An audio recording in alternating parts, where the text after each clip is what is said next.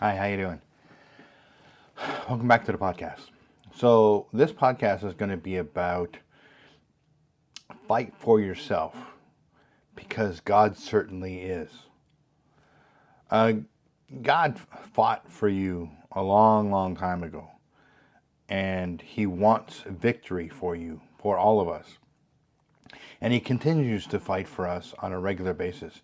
He fights away the enemy. He fights away all kinds of stuff, and tries to bring you revelation so you can walk freer and freer and freer.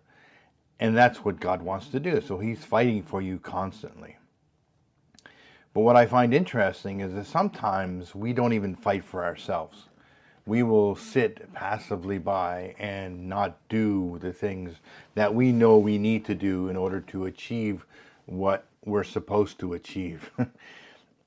And sometimes, I think people, I know myself, thought in the past, well, if it's God's will for me to do this thing, He's just going to provide all that I require in order to do that thing because it's His will for me to do it. But He has. He has provided us with this physical body that can accomplish many, many things. If we use it on a regular basis to develop it to get to the point where we have endurance to run the race. We have the strength to move the things we need to move. We have longevity so we can have the time that we require in order to do it.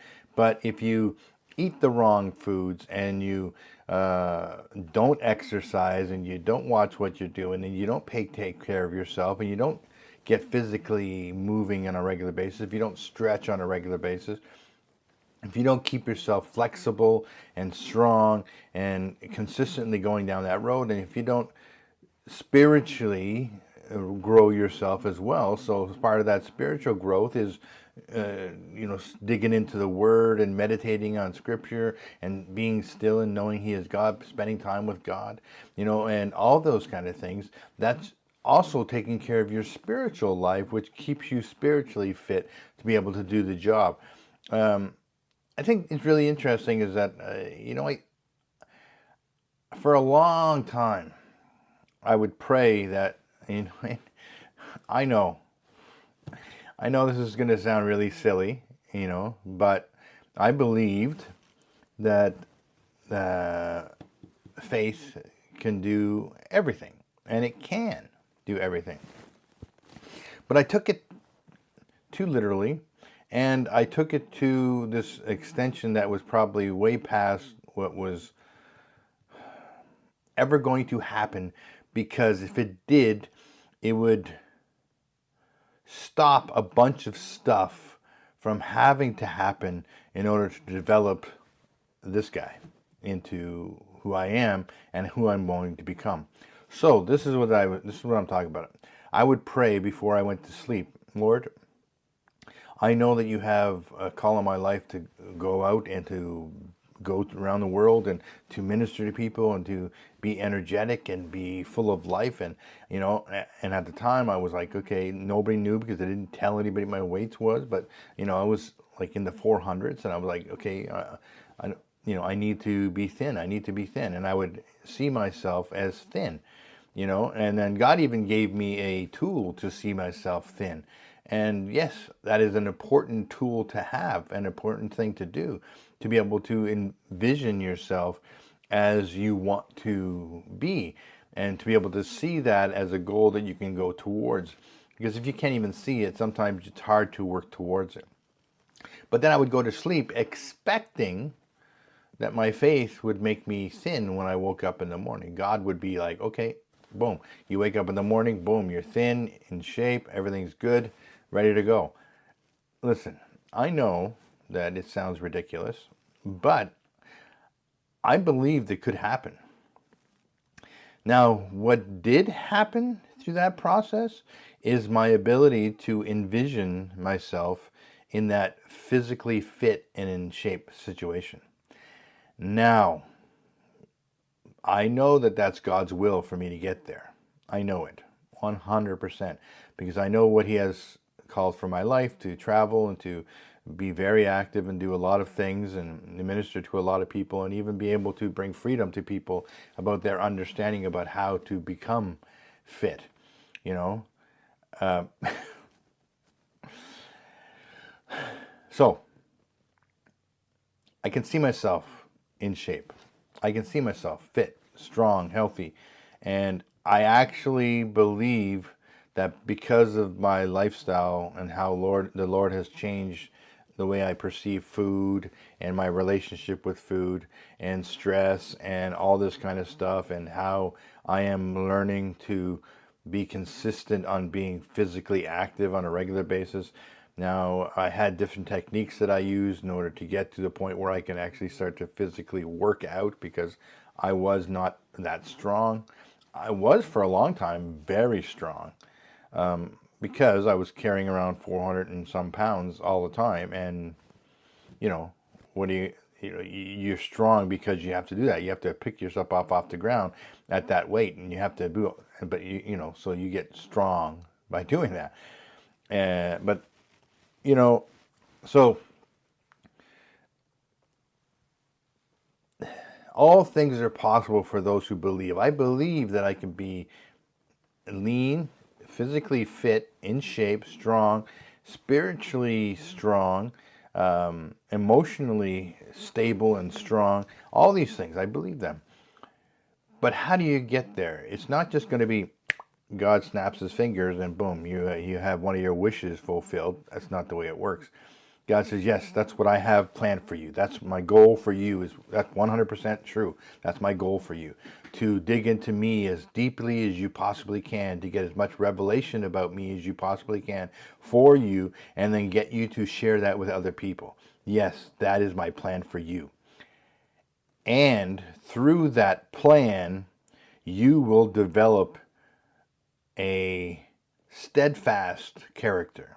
You will develop methods and ways in order to physically obtain the goal and spiritually obtain the goal through effort, to be a disciplined follower of Jesus. And it's not an easy path to take. It is not an easy path to take to physically have to work out on a regular basis in order to get in shape. But it's working, and I'm getting stronger and fitter and healthier, and it's becoming really, really good. I really enjoying that process now. I never did before, but I'm enjoying the process now. But it's also quite difficult sometimes to have an emotional reaction and know that you cannot blame that on somebody else, no matter if you believe that other person caused you to have that reaction. The only thing you can do is go, I'm only reacting because I give myself permission to react. So I do not give myself permission to react to that anymore. And I will know why I'm reacting. And then you have to dig into that and you say, Lord, I don't understand. Why do I feel this way? What is it that's stopping me? And then digging into that thing and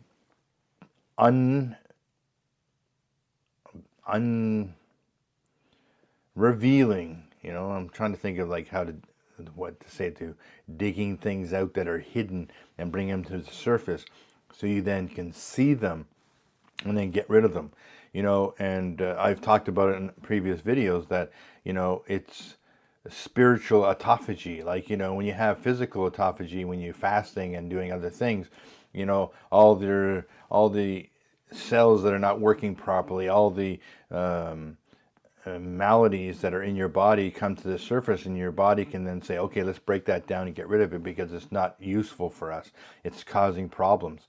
Well, it's the same thing that you can do physically. When you're fasting, you do spiritually when you're praying in tongues and spending time with God. You are doing a spiritual autophagy. You're bringing things to the surface so then you could see them, and spiritually you can release them and get them out of your life, and they no longer have a place to control you anymore. And it's going to be a lifelong travel. It's not something that happens overnight. It's not something that happens in 1 year, 2 years, 5 years, 12 years, 100 years. You will be doing it to the point that when you pass away and you go to see God. Now, can it be better and better and better? Yes. Is it better and better and better? Yes. You're less reactive to things. You're more proactive on things. You're thinking about stuff before you get into a situation. So when the situation happens, you've already thought through that. And then you've already figured out that that's not somebody actually trying to hurt me. That is somebody who is maybe hurt themselves.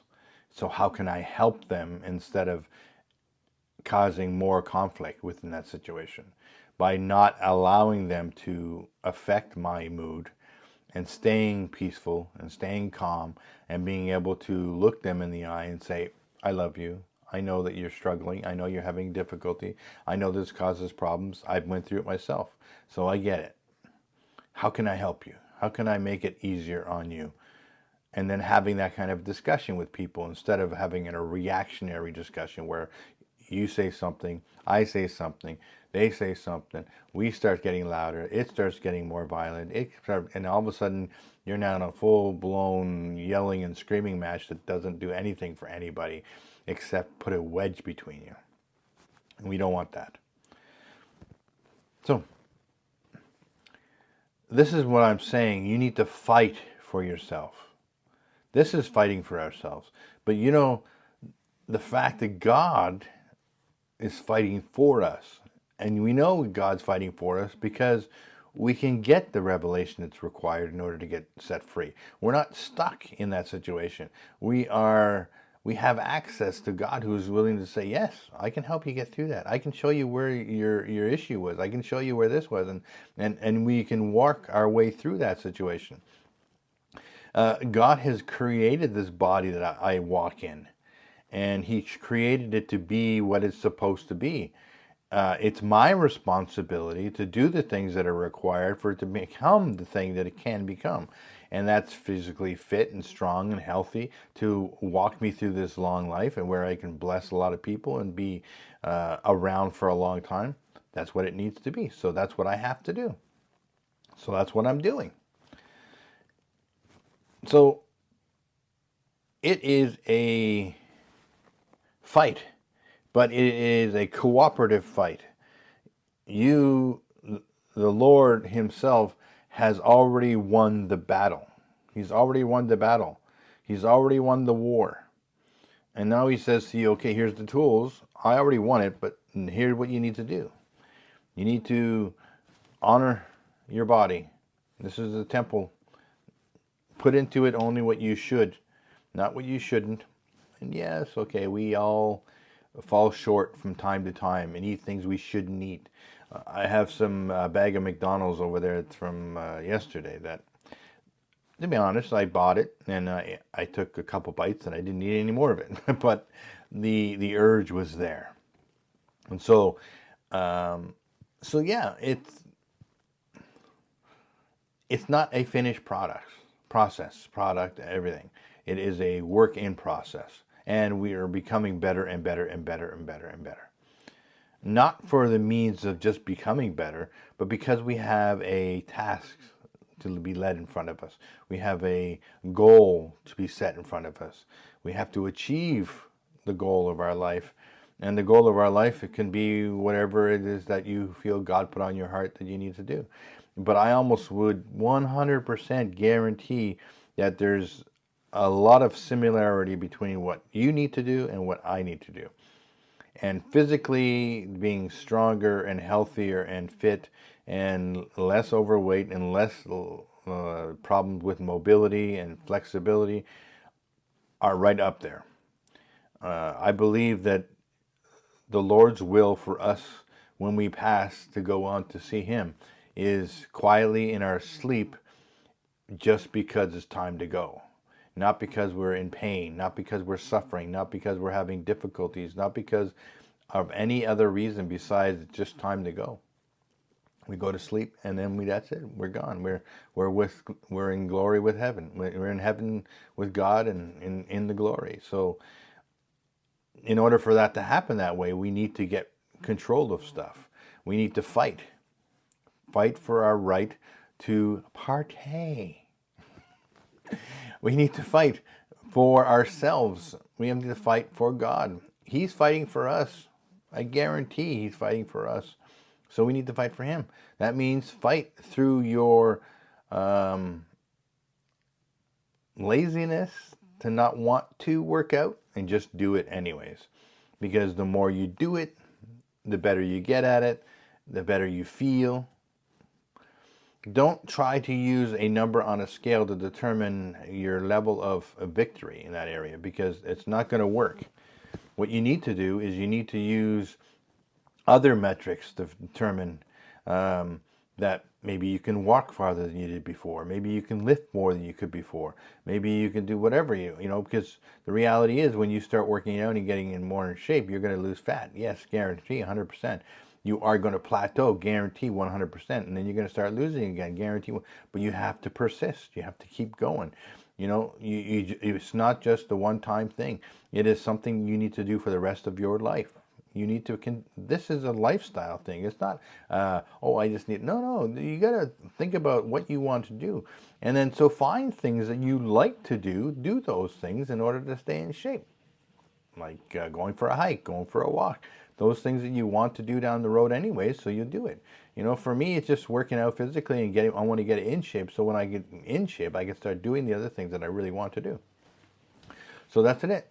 So fight for yourself, because God's fighting for you. Change the way you think about yourself. Change the way you just persist. I don't care if you are depressed. I don't care if you feel like you'll never, ever, ever be thin. I don't care. Start picking up that weight. Start moving your body. Start flexing your muscles. Start moving things. Consistently do it and do it and do it and do it and do it. And I guarantee 100%. You persist and you don't stop, you keep on doing, you will get there. It's not some people work out on a regular basis, they never actually ever get fit. No, that's not the case. You persist, and you keep it going and be consistent at it, and maybe increase the weight that you need or the distance you need to go or whatever, but you stay with it and stick with it. You will get there. Guaranteed. 100%. You will. But you have to stick to it. You have to keep on going. You can't be, wishy-washy and, well, it's not working, it's not doing this. Well, then find something else, but don't stop. Keep flexing those muscles. Keep moving. Keep doing it. Keep spending time with God. Oh, I don't hear the Lord's voice. Well, maybe you won't ever hear the Lord's voice, but you need to understand how God interacts with you. It may not be an audible voice that you hear, a booming voice, God says, but you may get to a point where you interact with him in your spirit, and you will sense him in your spirit, and you will understand what he's trying to tell you to do. Because how he interacts with you is how he interacts with you. It's not necessarily the same way he interacts with me. He interacts with all of us the way it's most efficient for each one of us. He's not stuck in a pattern. He has his ways, and he can change it and modify it and do whatever he wants. So that's it. So fight for yourself. Please. For me, fight for yourself. Because I'm telling you right now, you will be happy if you persist. You have to keep going for it. And then change the way you perceive things. I've talked about this a lot already, so I'm not going to get into it too deeply, but if you find working out to be difficult, change the way you think about what's difficult. If you find being hungry because you're fasting to be difficult, change the way you think about what that feeling is. Instead of saying that, it's a hungry feeling and now I feel like, I got to eat. Think of that hungry feeling as a feeling of victory. I'm doing it. I'm fasting. And this is a sign that shows that I'm doing it, and it's victorious. Don't hurt yourself, but test yourself, push yourself. You have to. You have to. Your life depends on it. It's not hyperbole. Your life depends on it. You do not want to die early.